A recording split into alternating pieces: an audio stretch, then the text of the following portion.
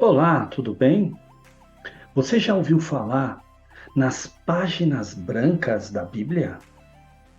Ou no período de silêncio profético? Então, algumas editoras, algum tempo atrás, deixavam entre Malaquias e Mateus quatro lados das páginas bíblicas em branco, para representar o período que nós conhecemos como interbíblico ou intertestamentário, que foram os tempos onde não houve mais a mensagem profética de forma especial de Deus. Não se ouvia mais entre o povo de Deus as mensagens como "E veio a palavra do Senhor a mim dizendo", ou "E disse o Senhor". Houve um silêncio profético onde livro nenhum da Bíblia Sagrada foi escrito. Pelo menos os livros canônicos, aqueles que foram inspirados especialmente por Deus aos seus escritores. Não houve também profecias como de Isaías, Jeremias, Malaquias. Não houve. O que havia ali eram interpretações daquilo que já estava profetizado. É aí onde entra a nossa matéria período interbíblico ou intertestamentário. Período entre a Bíblia, ali que está no meio da Bíblia, ou entre os dois testamentos, o Antigo e o Novo Testamento. Essa matéria é muito importante para nos dar o pano de fundo do porquê, quando chega o nascimento do Senhor Jesus e a vida dos apóstolos, da igreja primitiva ali, porque a religião de Israel estava exatamente daquele jeito, porque as coisas aconteceram daquela forma, porque os fariseus se comportavam assim, os saduceus, os escribas, tinham os essênios lá no meio ali, que não era mais um grupo bem organizado, mas era um grupo que ainda existia. O que estava acontecendo naquele período do Novo Testamento?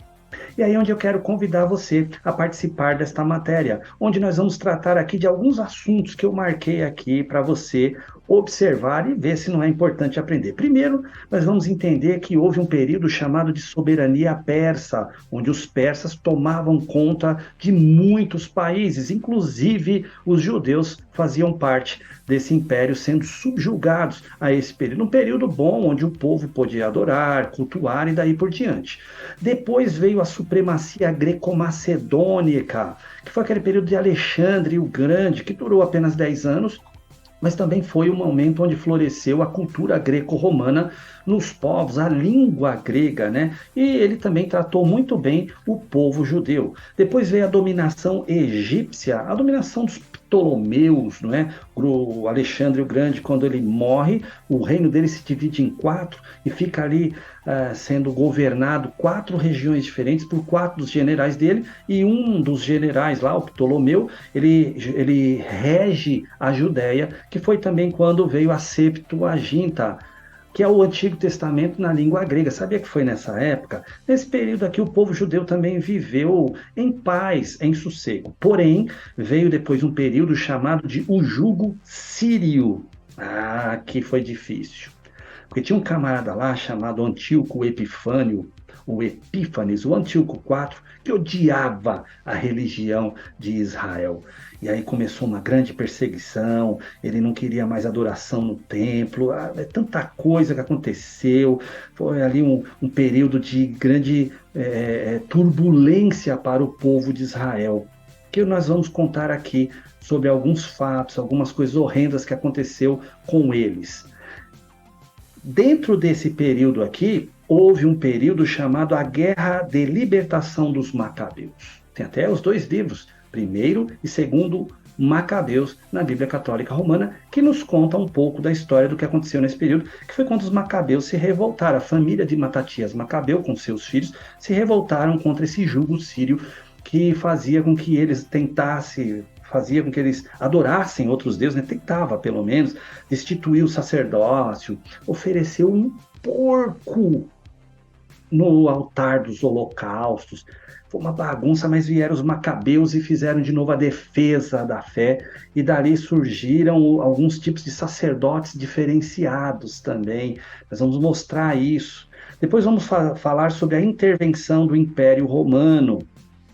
Aí nós vamos ver lá com o general Pompeu, o que aconteceu, como é que a Roma veio e falou, não, nós que agora somos o império, e guerreou contra os sírios, guerreou contra outros povos, e assumiu ali aquela região ali da Palestina, e vamos aprender um pouquinho como que era os Herodes, são 3 Herodes que a Bíblia comenta, a posição deles, por que que aquele Herodes lá da época de Cristo mandou matar crianças de 2 anos para baixo, quem era? Era um cara bom, um cara ruim? Nós vamos ver tudo isso aí para entender o que era o império na época do nascimento de Jesus. Tá, quando acabarmos essa parte, eu vou querer mostrar mais 2 coisas para você. Primeiro, as seitas judaicas desses períodos, da onde saíram os fariseus, quem eram eles, como que eram eles, os saduceus, que aparece também ali no Novo Testamento, eles no meio ali dos grandes concílios, dos grandes julgamentos.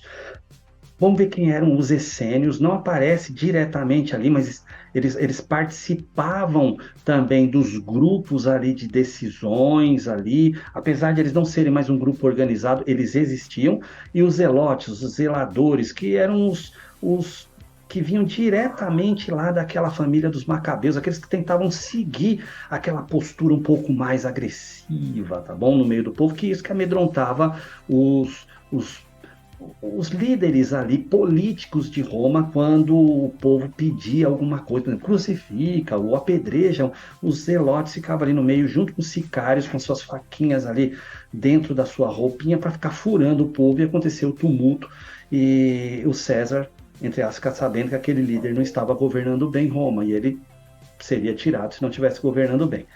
E vamos terminar esta matéria falando sobre uma breve explicação sobre o Sinédrio. O Sinédrio era o tribunal de julgamento dos judeus. Jesus foi julgado no Sinédrio, o apóstolo Paulo foi julgado no Sinédrio. É importante nós entendermos o que era o Sinédrio, de onde surgiu, quem fazia parte, a jurisdição do Sinédrio, tudo isso para que entendamos o mundo do Novo Testamento. Senão vai ser assim, você lê Malaquias, o último profeta do Antigo Testamento, 400 anos antes de Cristo, depois vem para Mateus, e já começa a história ali com o pano de fundo para Jesus nascer. Jesus nasce, aí já vem ali o Herodes, aí vem fariseus, aí você fala, poxa, mas como é que parou aqui? Que a última coisa que aconteceu foi a saída do povo da Babilônia, não tinha mais sacerdócio ali, o povo estava ali na reconstrução do templo, e de repente o templo já está aqui, e de repente já tem fariseu, saduceu. Não vamos cair de paraquedas. Aconteceu algo, aconteceu história nesses 400 anos. Foi silêncio profético, mas não silêncio histórico. Deus não deixou de agir, Deus só deixou de mandar a palavra de forma profética para o povo. E é por isso que quando João Batista vem falar, e veio a palavra do Senhor a mim dizendo, aí todo mundo falou, eu preciso ouvir o que Deus está dizendo. Quer entender melhor o que houve nesse período de 400 anos? Eis aí a matéria, período interbíblico.